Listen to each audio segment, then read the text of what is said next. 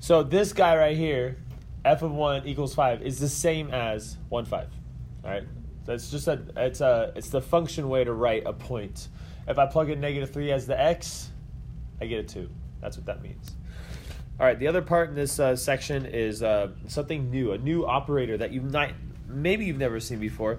You can actually see it written different ways. You can see it written like this. You can see it written like this. Look at those fancy brackets. My favorite way actually to see it written is this. And it just has little feet on the bottom. Okay, this is called the integer function or the floor function. I like calling it the floor function better than the integer function because it makes more sense when you see what this function actually does. So I'm just going to make a table of values, and you guys can tell me what the function does, or tell me what the next answer is. Okay, so let's do an x right here, have our f of x right here. Let's make a table of values. Let's go 0, 1, 2, and then let's do a 1.3, a 1.7, and a 1.9, and we'll do a 2.3. Okay, these are the answers. You plug in 0, you get 0. You plug in 1, you get 1. You plug in 2, you get 2. You plug in 1.3, you get 1. You plug in 1.7, you get 1. You plug in 1.9, you get 1. If you plug in 2.3, you get 2. Do you guys know what the function is doing? If I plugged in 3.4, would you be able to tell me what comes out? 3. Yeah, 3. It takes the number and floors it to the closest integer. If I were to look at a number line,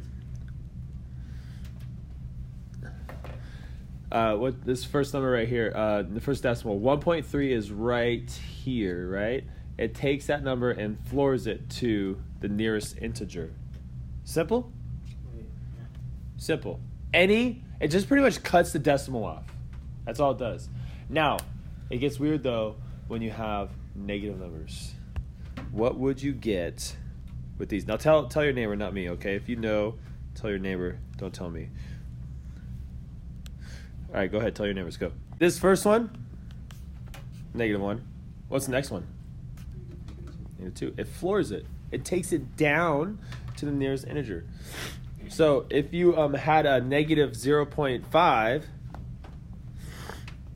which would be right here, it would take it down to the nearest integer. Now, so I heard some of you guys say 0, and that's an intelligent answer. But if I had 0.2, that would go to 0. Because 0.2 is right here to the right of 0, and it would take it back to the 0. Okay?